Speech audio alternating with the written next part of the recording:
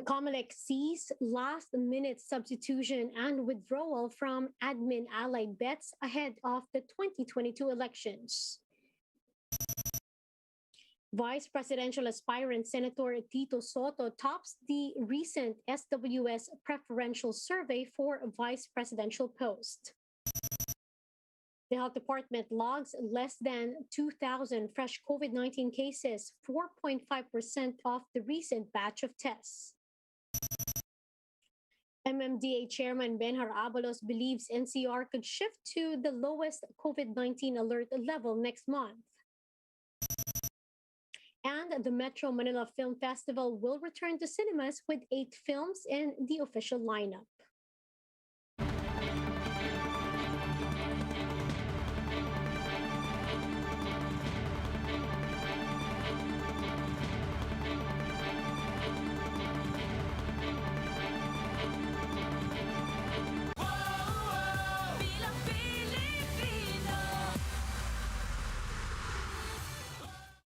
Fast, focused, and fearless. Here's a roundup of stories we're watching now. I'm Riza Diaz.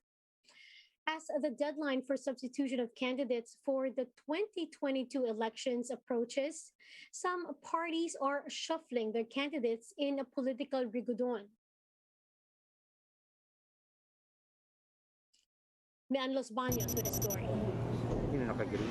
At past 1 p.m. on Saturday, Lakas CMD's Vice Presidential bet Lyle Uy withdrew his Certificate of Candidacy or COC, allowing Davao City Mayor Sara Duterte to file as a substitute candidate for the party she joined only last Thursday. Uy refused to answer questions on his move while Sara's spokesperson said a statement will be out soon. Partido Federal ng Pilipinas Chairman and Standard Bearer Bongbong Marcos then adopted her as their candidate. Meanwhile, Lakas CMD Chairman Senator Bong Revilla said they are now formalizing the adoption of Sara's running mate. Revilla said the public should wait for the quote, dream tandem that will help the country in its fight against pandemic. Ana Capella Velasco, Lakas CMD Standard Bearer, also withdrew her COC.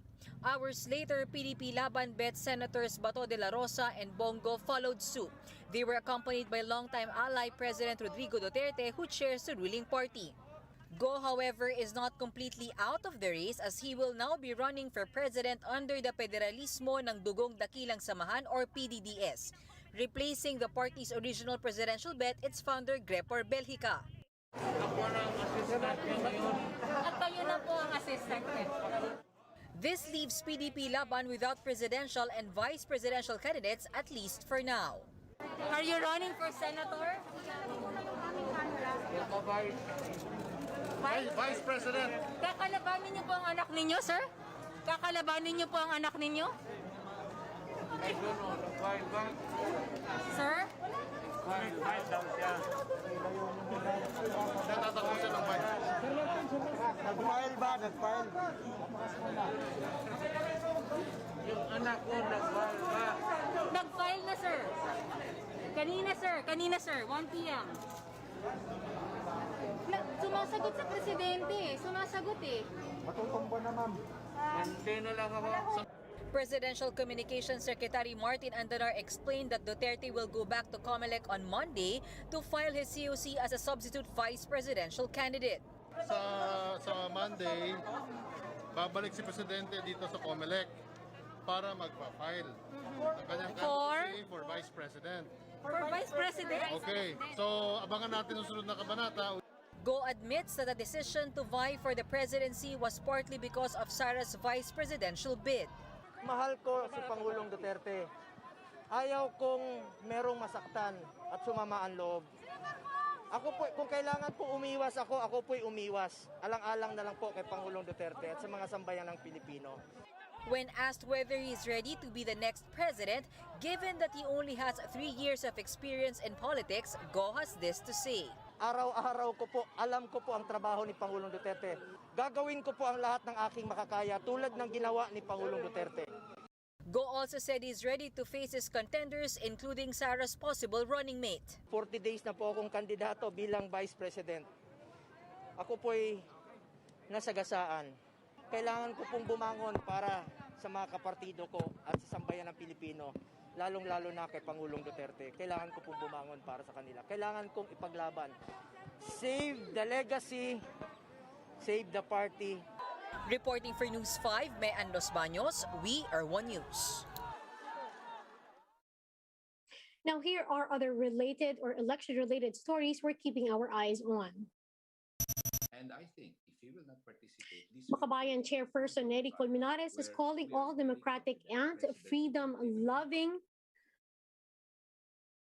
Filipinos to form a united opposition against a possible Marcos-Duterte tandem. Now, he describes the team-up as the unholiest alliance of dynasts and budding tyrants.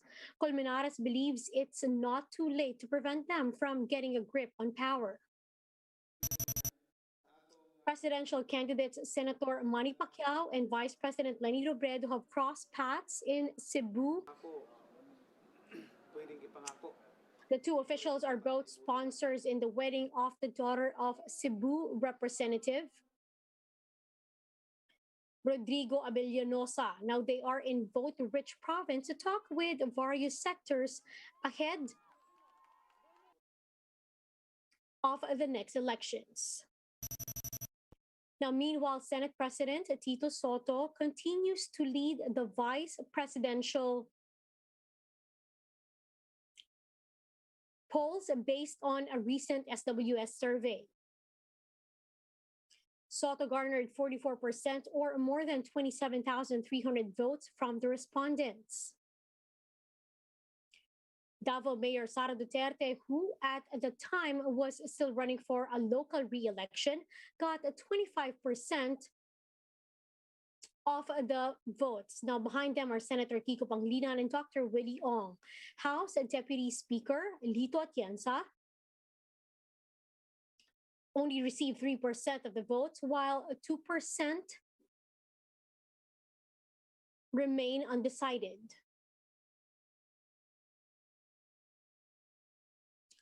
Now, what do all these moves mean for the 2022 elections? Let's get insights from political analyst Professor Tayao is joining us. Professor Tayao, good evening.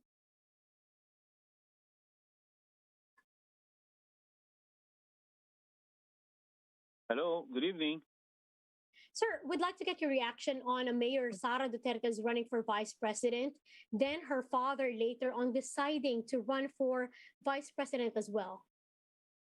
You know, it's not yet confirmed if the president is really reneging on his earlier pronouncement not to pursue the vice presidential candidacy, no, that originally was given to him as a nomination by PDP Laban. As it was aired earlier in your report, it seems that the president was not even aware that his daughter has already filed her candidacy.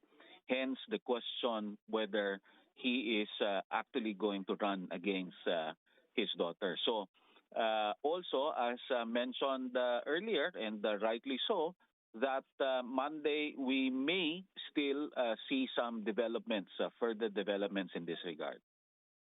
Mm-hmm. Sir, do you think these are all abrupt decisions or have been in the works for so long? I don't think that this has been in the works for so long. I know for a fact that Mayor Inday would have filed her certificate of candidacy in the original schedule of filing, no, in the first week of October. But because there were some developments that apparently were not expected, she decided not to file. And honestly, it's an effort, I think, no, on her part to, not prevent herself from saying anything as to, cause further division or cause further disagreements, no, with probably the group of her father. Mm-hmm. Sir, do you think somebody or who will benefit actually from these moves? I'd like to think that, whether or not this is calculated or intentionally on the part of the administration, I don't really see it as something that is positive for them or that they will gain anything out of it. In fact, it's the opposition that most likely would gain the second thought as far as the public is concerned.